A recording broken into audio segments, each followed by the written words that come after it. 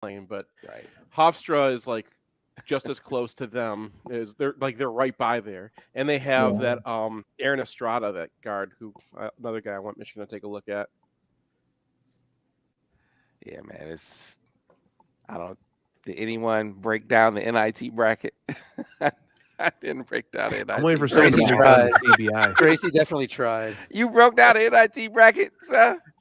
I couldn't help myself, man. I was doing my bracket assist tool where I go through every single team, and I'm like, I can't get up for it unless Michigan's in it. So I did the NIT All right, as well. gentlemen.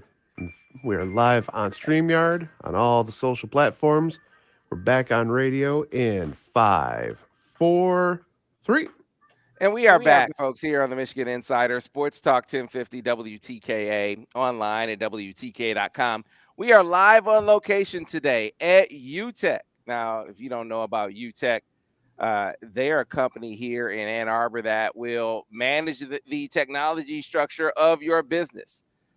Copiers, printers, scanners, computers, servers, presentation display boards, your inter-office network. They handle all of that. And you got to understand, the guy who started this company, the owner, the head honcho, he used to be a Buckeye. Now he walked in and said, the Buckeyes suck. I hate Ohio State. He has fully invested in becoming and being a Wolverine. He hates Ohio State. He feels like, he told me, that my company is too sophisticated to be based in Columbus. Why would I serve people who they're still on stone tablets, Mr. Weintraub? They just can't handle all of the technology that we bring to the table at UTEC. So he didn't set up shop in Columbus.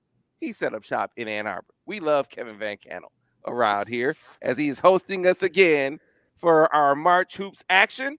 And we are with our friends from the MGoBlog Roundtable, who unfortunately, like me, have to watch this tournament, and all of you watching us on YouTube have to watch this tournament without Michigan being in it. I guess it's not easy to take, but a little easier because I didn't expect them to make it, fellas. And I did expect them to win the first game in the Big Ten tournament, though, and that didn't happen either, starting with the man who started it all over at MGoBlog, Brian Cook. Brian, how are you this morning? What are you talking about? Michigan's in the tournament. The only one that counts.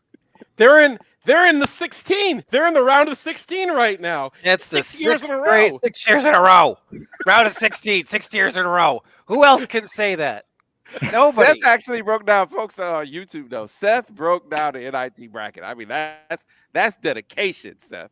Dedication, man. So I do my bracket assist tool every year, which is like you can like pull up every single team and see like, who's the center, who's the guard, what kind of shots each guy takes, and it's really easy. You put them next to each other, you can see how teams compare to each other, and it's helped me win my bracket for years against all these financial guys that I'm in a tournament with every year. This year, I was doing it, and I'm like, I gotta do Michigan. So I did Michigan, and I'm like, all right, I'll do Clemson as well, and then I'll do Rutgers as well, and then I did the whole NIT. So it was a larger project this year than normal, but if you have takes about Hofstra, I'm here for your.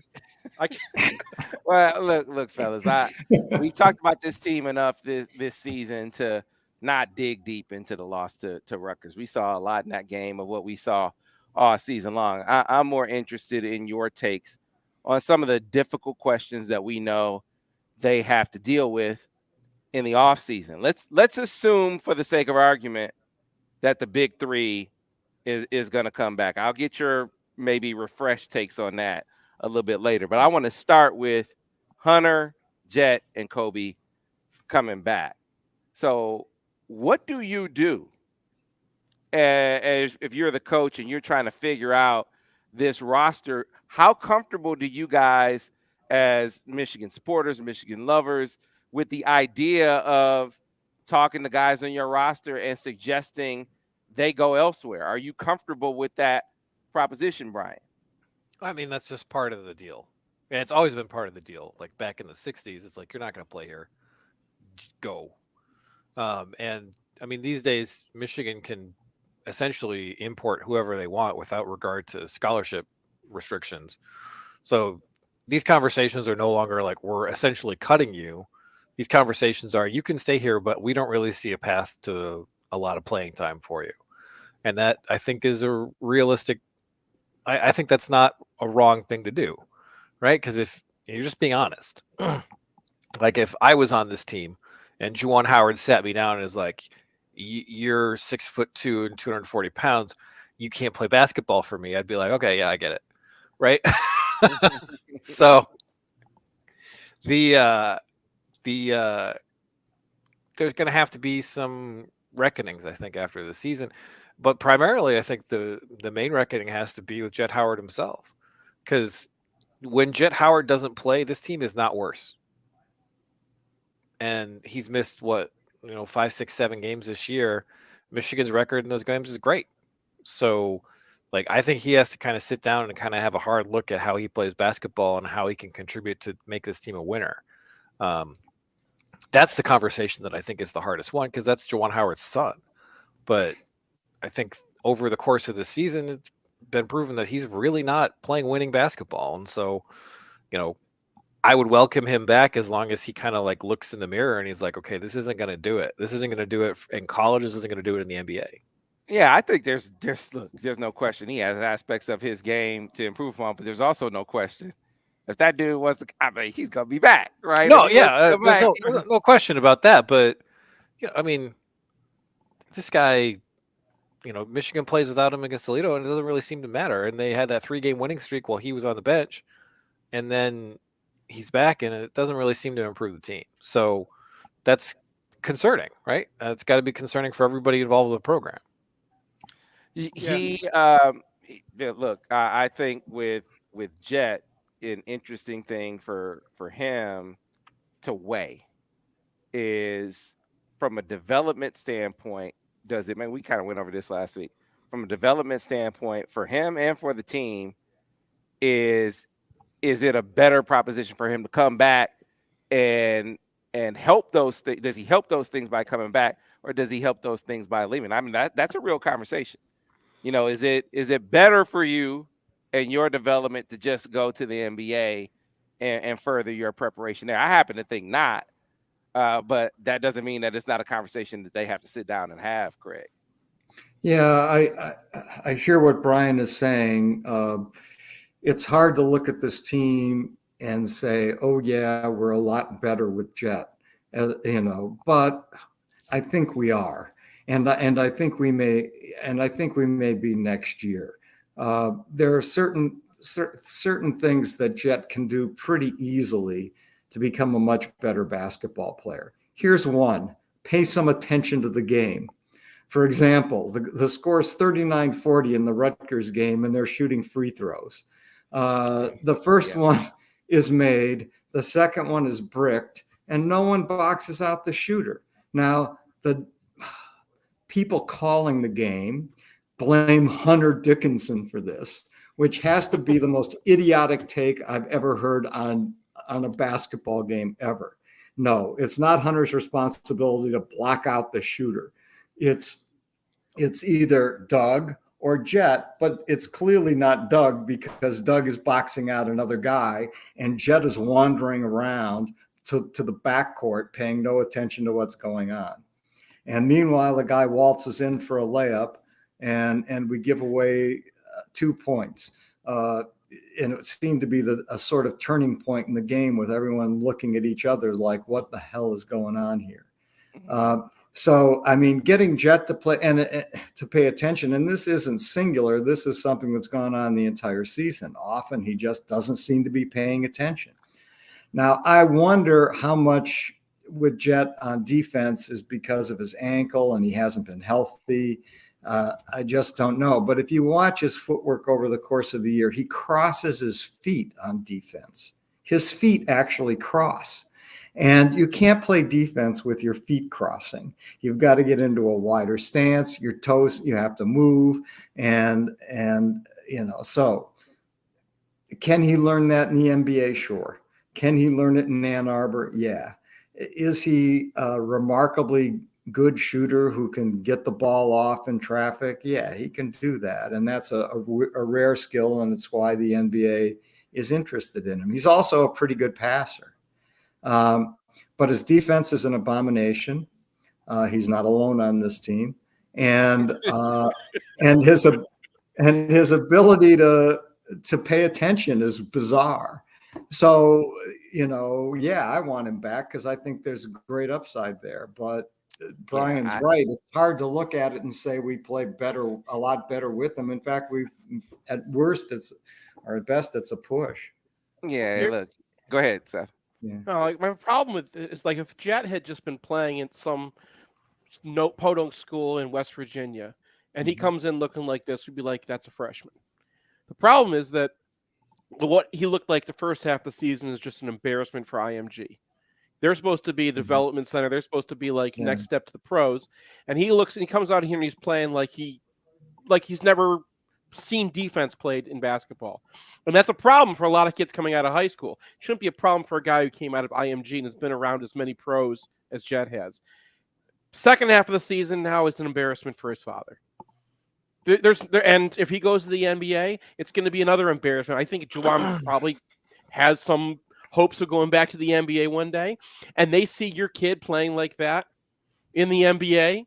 That's a league that talks to each other. And my God, if you think you can get away in not playing defense in the NBA, yes, you can. You can absolutely get away. On a team that's tanking, sure.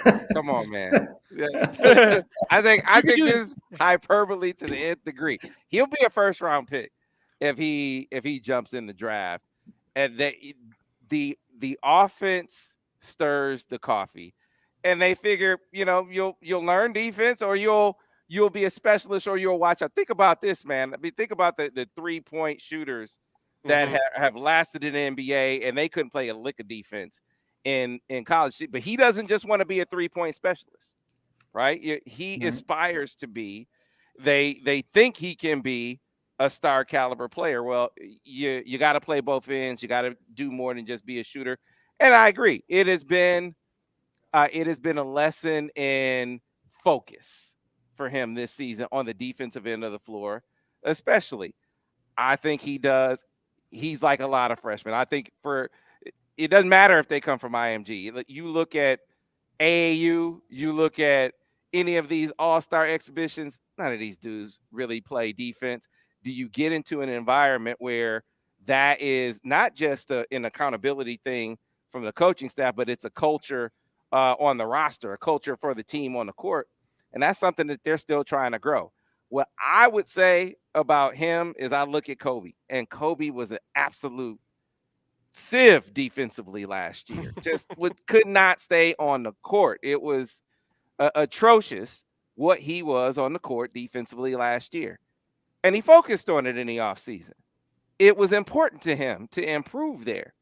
I think if Jett has the same focus, if it is as important to him as it was to Kobe in the offseason, there's every reason to believe that he will be better too. Now, do I think he'll ever be the defender that Kobe becomes? No, I think Kobe is a different athlete than Jett, but he certainly can be better than he is now just by focusing on it more.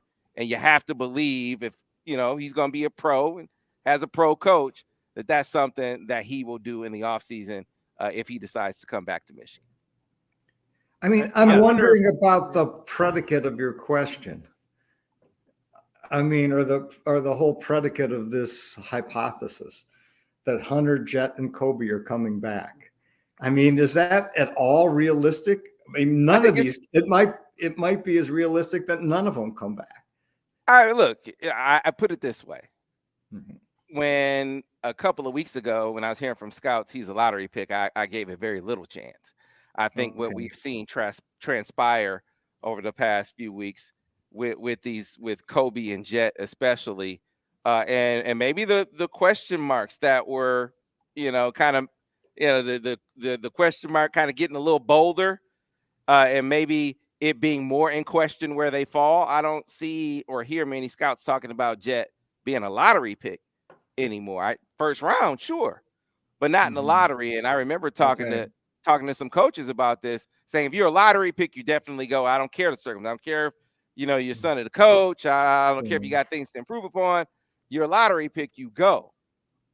But if he's not a lottery pick, there's every reason to believe that you could come back, improve enough to be a lottery pick, and improve to stick. This is what I focus on, Brian, in this assessment. If we were just making it a pure basketball assessment, sure, it's great to be drafted in the first round and get started towards your second contract. But what if you get there and you can't stick and you never make it there? Then what did you leave for? You got that first contract and nothing else. Well, yeah, I mean, nobody thinks like that, though. That's the thing. Everybody's like, oh, I got to get the second contract so I can get my $100 million. But the situation here is a little bit different than it usually is, right? Because this is the son of Jett Howard. Like, money's not really going to play a huge factor in their decision. It's just not. So it's going to be about, like, what's best for the family, what's best for Jett Howard's NBA career. And I think you can make a case that if he, buckles down, matures a little bit as a player, and really solidifies himself as a lottery pick, that he'll have much more runway to make mistakes and grow in the NBA. Because once you get into those late first round, you're on a good team. Maybe you're in the G League, you start bouncing around a little bit, you kind of get lost in the shuffle. And like, it just seems like it might make sense for Jett Howard to come back when it wouldn't make sense for, a Bones Highland to remain in college. Because that first contract for Bones Highland is life-changing in a way that is just not for Jett Howard. Yeah. I hear you. And again, to be clear, the take on him leaving as a lottery pick, they are all of those points, his family being rich, all those things were taken into account. So if you're a lottery pick, you just go. You aren't going to improve your stock that much. You go and you get your career started. But I just don't hear that talk being as prevalent anymore. Sure, he's too good a shooter to last past the first round. But again, I think he can be more than a shooter. I just, I guess for me, I think the dude has superstar lottery pick ability. I think he can put it on the deck. He is a lights out shooter. I think he can create for others. I think he could become better and more explosive athletically. But the biggest transition is what Craig pointed out. It's focus and emphasis. I've seen Jett focus and emphasize dribbling. He is a much better dribbler now. And when he doesn't do it, it's a settle, right? But he is a much better guy putting it on the deck now than he was 2 years ago, right? I think with the same kind of focus and emphasis, he can be a better defender. It just has to be important to him, and I think it will be. Yeah, and I think it's a situation where, like, we saw him develop. Like, when he was recruited, the people were just like, yeah, he's a standstill, he's a shooter. That's it. And we've seen him evolve into a guy who is a good secondary playmaker. So it's clear that his game is not at an end. He's still developing as a player. And I think if he comes back, he can maybe not be a great defender next year, but he can definitely improve massively.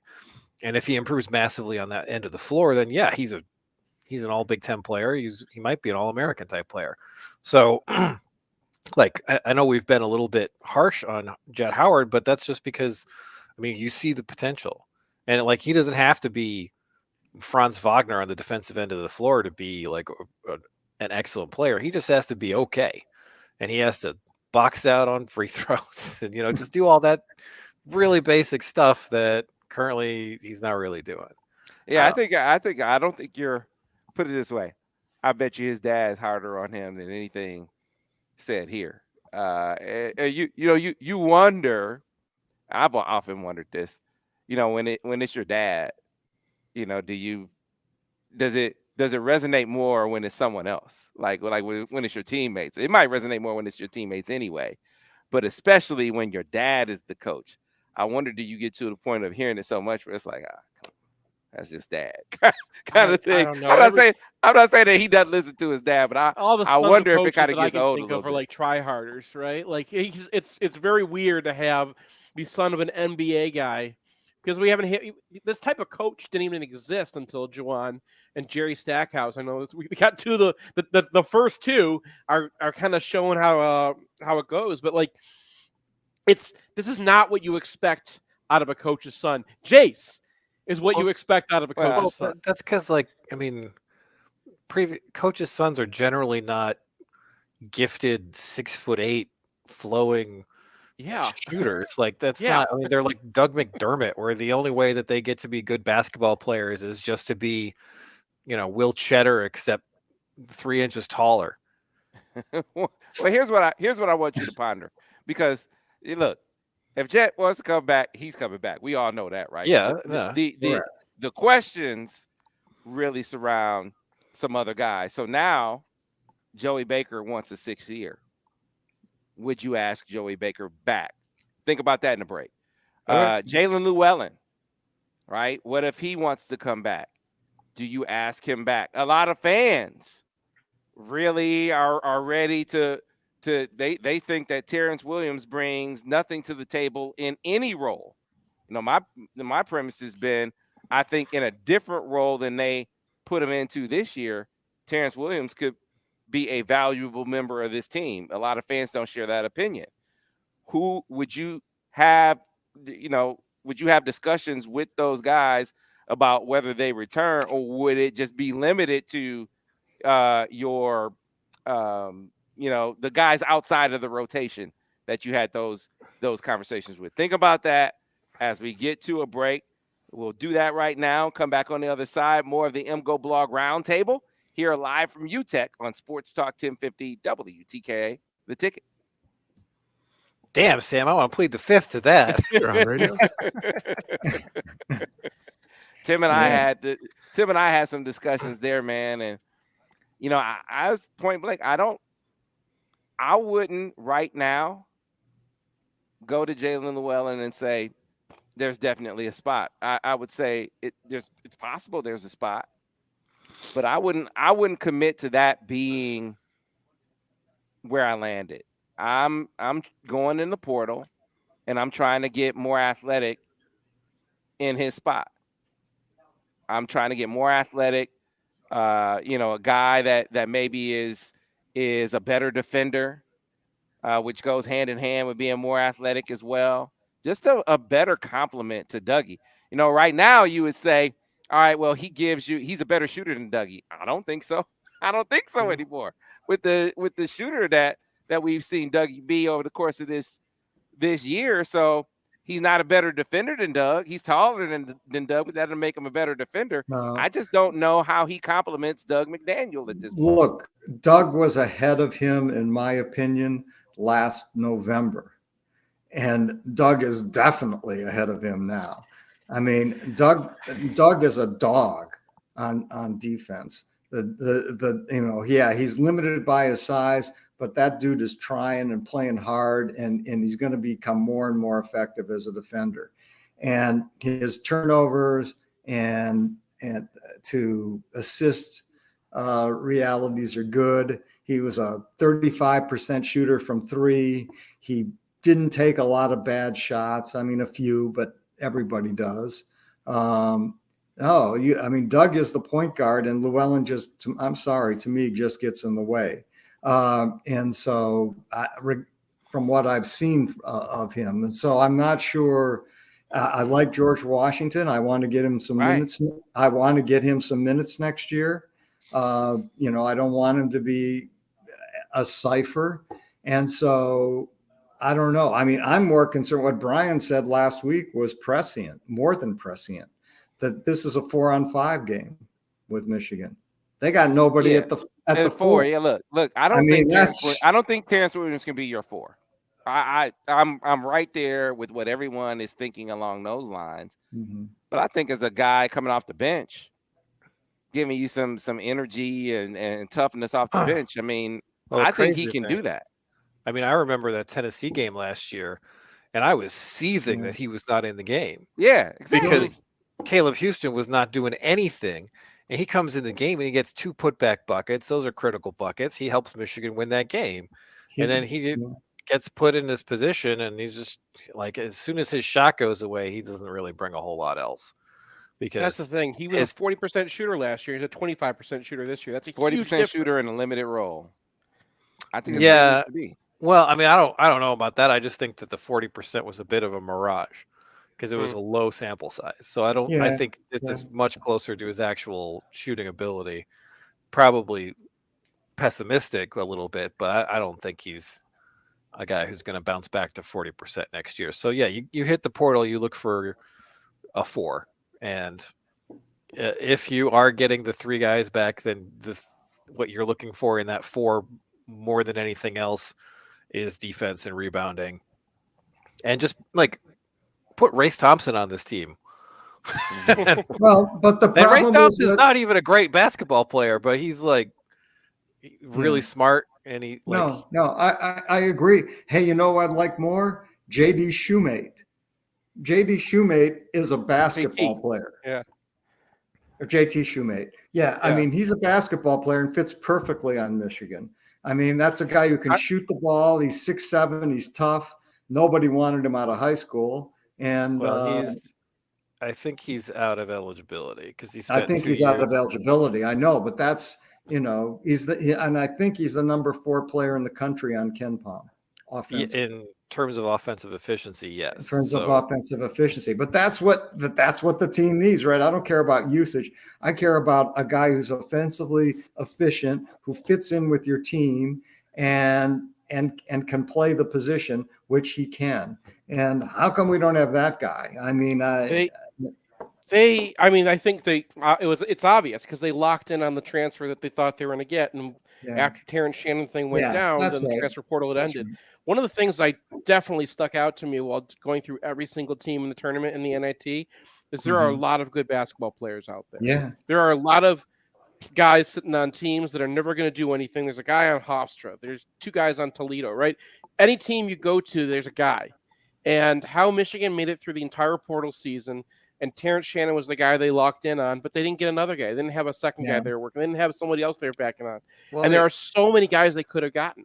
It's hard to like lock in on a guy and then not get him after you got a commitment from him. Mm-hmm. I mean, they apparently contacted this BJ Mack kid from Wofford who looks pretty decent. I just don't know about his athleticism, but he rebounds. He doesn't turn the ball over. He scores pretty efficiently, at least at Wofford's level. Like, he's got a 2-year track record that's pretty good because he was also a very solid player last year for them. Shot 43% last year from 3 and 34 this year. So seems like a pretty decent option for that 4 spot. Yeah. I mean, you can just scroll through this list and find guys, right? You can whittle them down to dudes you can get into Michigan and guys who have the athleticism to play or whatever. But just going through this list, you can find 40. And then you can whittle that down to 10 guys that you could really use instead of – it felt like there were 2 guys that we were looking at. And with Jalen Llewellyn, it was kind of the same thing. Like, there were so many good transfer point guards out there. And, there's – All right, guys, we're coming back in about 30 seconds. That would be great, but yeah. One of the things I noticed too, go watch Kansas State and watch their point guard. What's his name again? On the tip of my tongue, and Marquise Noel. That's what Doug's going to look like in a few years. He's a 5th-year senior. He's like 5'8", 35% shooter, which is kind of where Doug I think is going to end up. And 40 assists rate, 21 turnover rate, 4% steal rate. Like, it's just that's what Doug's going to be. He's going to be a great small facilitator who's just so annoying to play on defense. Once, all right, stand by, guys. The offense. Yeah, and don't forget out by 9:55. Back on radio in 5, 4, 3. And we are back, folks, here on the Michigan Insider Sports Talk 1050 WTKA online at WTK.com. Sam Webb, Mr. Ira Weintraub with me out here at UTEC, our home for March Hoops here on Sports Talk 1050 WTKA online at WTK.com. MGoBlog Roundtable. So ask you guys tough questions, admittedly. What direction would you go? Would you save a spot for Jalen Llewellyn? Would you make a spot for Joey Baker? Because you got to think about it. if the big three comes back, you got 2 freshmen coming in. You got to make a spot. I suppose you could do that now with Jace. Maybe becoming a walk-on, but would you save a spot for Jalen Llewellyn? Would you make a spot for Joey Baker? I mean, what would you guys do on those fronts? Understanding that you're already comfortable with talking to maybe some of the out-of-rotation guys about moving on. But if you're going to go in the portal, you still got to find some space elsewhere. So what would that mean for you with Jalen and with Joey? So, I mean, I just feel like at this point you can tell guys that you can stay because we've got the money for that, but this is what we project your role to be this year. And so I'm not saying that Michigan's going to need to straight up cut anybody, but I do think personally I'm going to have to talk to Terrence Williams and Will Cheddar and be like, we're going to go get a 4 in the portal, and there's going to be minutes behind that guy, but that's the role we project for you next year. And with Llewellyn, I think that depends a lot on if you get guys back, right? If guys go to the draft, then yeah, I mean, you're gonna have some kind of role on this team. But Llewellyn, I mean, I do think that he's the most plausible backup point guard. But you got to tell him that that's what his role is going to be. Like, we're going to ride with Doug because he's shown enough, and you're going to maybe be a 10 to 15 minute guy. And that you're going to have to be happy with that. And if you're not, then, well, this probably isn't the place for you. Mm-hmm. Yeah, I mean, that's fair. Okay, I'm sorry, Seth. I'm just one thing. It seems to me from the reports this week that Michigan is all in on Joey Baker next year. I mean, it sure seems that way. It seems like not only is Joey applying, but Michigan is helping him apply. And they seem to be saying, hey, regardless of anything else, we love this kid and we want him on our team. And so that's got to go in your equation, because I think he only played 4 games at Duke, and I think it was early in the season. I think it's at least 50-50. It wasn't early in the season. It was late in the season. Late in the Coach season, K right. straight up burned his red shirt. He had the guy enroll early, and then he burned his red shirt. Thanks, Coach K. Well, I think there's a 50-50 chance that the NCAA will give him. I mean, the NCAA, at this point, the NCAA is like that meme about the security guard who's just kind of feeling the air around people. Right. I would guess that he'll get it because the NCAA is just like, whatever. Austin Swankler, you played in the OHL, but we don't care. Right. I don't know. When it comes to Michigan, suddenly they decide they care about a hamburger. So who knows? Yeah, I mean, that's fair, and that's why I'm calling it 50-50. But what seems clear to me is Michigan wants Joey Baker back. That's what it looks like to me. And so what are you got to put that in your equation. It's going to be Joey Baker again next year. There's no more. You're not going to develop Joey Baker into more of a player than he is right now. He's going to be Joey Baker again. What is Joey Baker? He's just a shooter, doesn't play defense. Yeah, but that's a valuable guy on your bench for 10 to 12 minutes a game.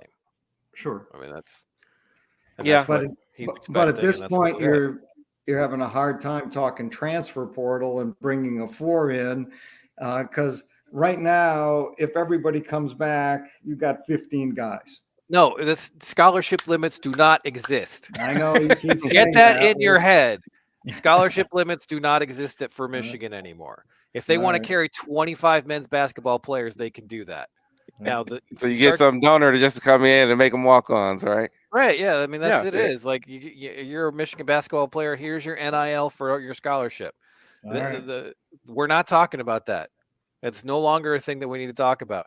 I mean, what we do need to talk about is like who they're going to get in the portal. And like, there's been a report that they reached out to BJ Mack from Wofford, and that guy is a really interesting player. Because you look at him and you're statistically like, oh, he's a stretch 4. And then you look at his highlight videos and that guy's posting up and he's a brute. Like I don't know if he's going to be able to stay in front of a whole lot of guys, but if you want a rebounder, if you want a guy who brings a physical element to your offense and is able to shoot as well, I think he's a good fit. So, I mean, that would massively upgrade that 4 spot. So I think that's a guy to keep an eye on. Okay. So, Seth, real quick before we move on, sounds like you wouldn't save a spot for Joey Baker. Am I right? No, I think that you have to know who you're going to get in the portal.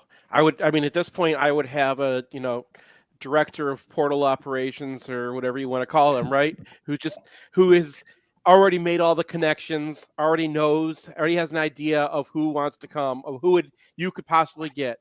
And once you have that landscape of what you think you can get, then you can kind of make that call.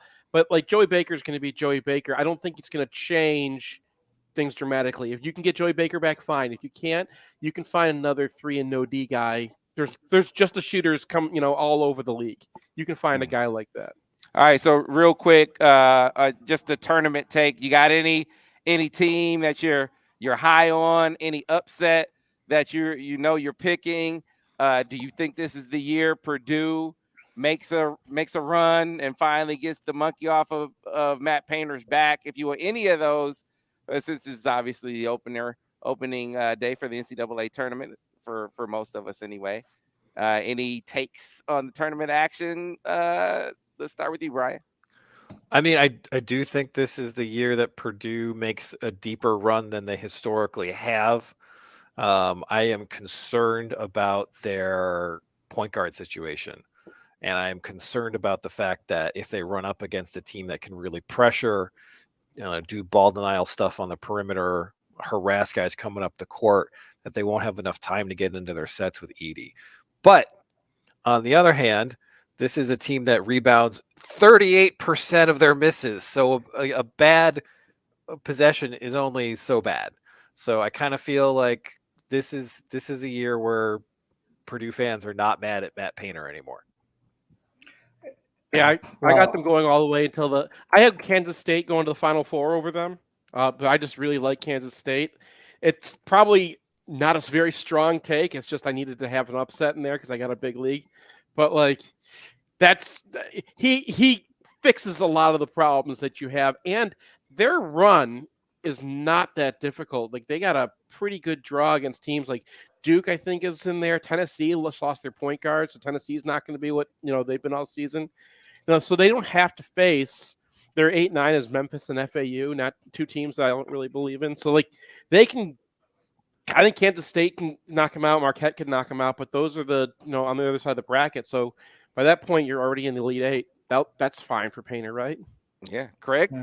Ed Feng tells me to fade Kansas, so I'm fading Kansas. I like UConn, but I'm a huge Purdue fan in this tournament. I've always liked Painter and how he behaves and how he deals with things. So I'm rooting for them. I'm skeptical of Purdue because of the freshman backcourt. I'm not sure that's going to work well in their first NCAA tournament, but so I like Penn State too. Don't ask me why. I like their coach.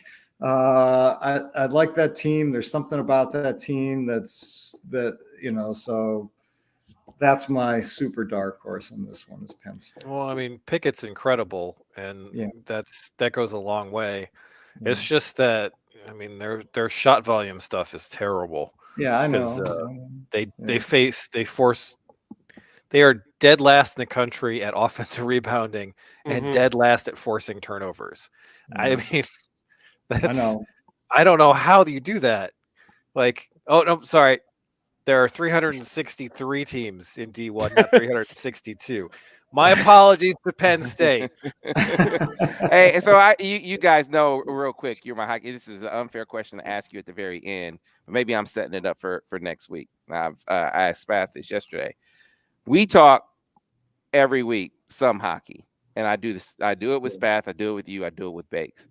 The interesting thing with Bakes, the last couple of weeks, his take on Brandon Navarro. Right. And so he said, hey, he's done this has been a good season, but I'm not sold. There's some missing things that I don't see on defense. He inherited a really strong team. I think it's premature to say that he's the guy. People I talk to, and I think you should look around. And that's, that was kind of a, it seemed like messaging to me. So it made me wonder. I know you guys are in the Hockey Family Network and talk to people. Is there a sentiment within the Michigan hockey ethos that says, hey, you know what?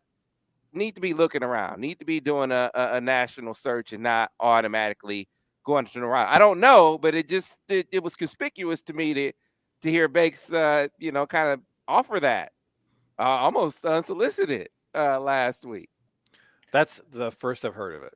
Yeah. I mean, to me, you look at this team and yeah, they got a lot of talent, but also this is the first year of what looks like Michigan's ongoing 2-year cycles where they had, Beniers and Power and everybody for that first year where they were freshmen. They were okay. They weren't great. They made the tournament, but they weren't the number 1 overall seed. They were the number 1 overall seed the year after. And this year, Michigan is basically locked into a 1 seed despite what happened with Steve Holtz, despite having tons of injuries, not having Frank Nazar for most of the season, missing Adam Fantilli for 6 or 7 games, missing Truscott down the stretch, missing Luke Hughes for big chunks of this season. So they're not great defensively, but I mean, I honestly, if you look at it, I think that you've seen Eric Portillo regress a great deal. I think Naurato is forward thinking. I think he's been on the wrong end of a lot of iffy calls this season, and he's kept his cool for the most part. He's recruited excellently. Despite being an interim coach, he's picked up 3 or 4 guys who would be the equivalent of 5-star prospects in football. The team seems to love him. You've got reports from people in the NHL who are like, yeah, this is the best system we see outside the NHL. So that would be shocking to me, except for the way that the Mel Pearson stuff went down. Like that's the one thing that is like, well, maybe people aren't seeing this the way I'm seeing it, but I have no idea how you would not give him the full-time job, given the job he's done under a lot of adversity, both on and off the ice. So, I mean, to me, that's insane. Yeah, I got to get this in real quick, Sam. I got to get this in. Go and read our guy Alex Drain wrote an awesome article yesterday about how Michigan developed their response to Ohio State. Ohio State plays a pressure system. They put a lot of guys into your zone when you have the puck, trying to get out of the defensive zone. And he showed exactly how Michigan was able to break through that. And that's coaching. That's the way this team has developed over the course of the season. It's not just their youth. It's not just, their young guys and getting better or whatnot. Naurato is actually doing some really cool things. And I want you to go read that article because it really demonstrates the way that the thinking that's behind this team. And with a young team, thinking is kind of hard because you have to work on fundamentals so much. So the fact that they're doing that kind of high-level stuff that you see in like the NHL playoffs is really impressive. Got to be quick, Craig. Got to be quick. Yeah, no, I 100% agree. I'm all in for Naurato. I'm shocked to hear what John said. I mean, I'm sure someone has given him that information and it's not, there's merit or there's a predicate to it.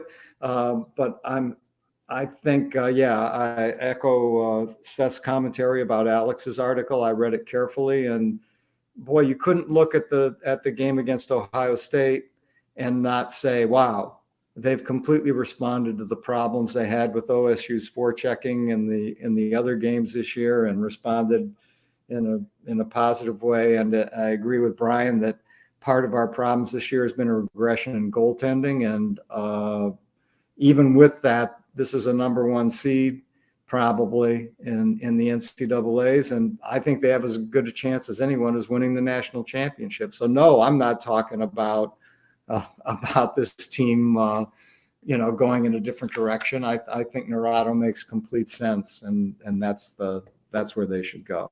It's a plum job. I imagine they've gotten some calls, is why. Right? Yeah, I'm sure of that. All right, guys, that'll do it for us today. Enjoy your tourney action. Be sure to join me over at Fraser's Pub starting at 1:00. I'll be there until 3 with all the March Hoops action. Enjoying the last stop on the beer tour brought to you by Bell's Two-Hearted Ale. Hope to see you over there. Remember, our friends at True Community Credit Union are offering the share certificate special. Watch your money grow. Earn up to 4.75% APY with a 12-month share certificate.